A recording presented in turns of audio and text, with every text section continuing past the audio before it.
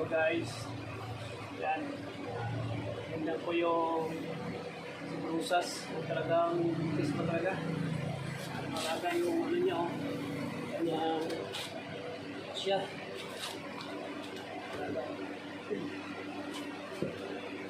Sa inyo, sa may mga bully, tingin nyo, positive ba?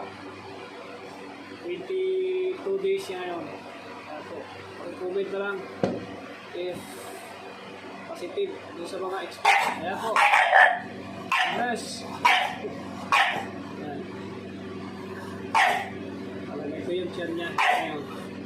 Pero kasi tayo ipa-utusan ko.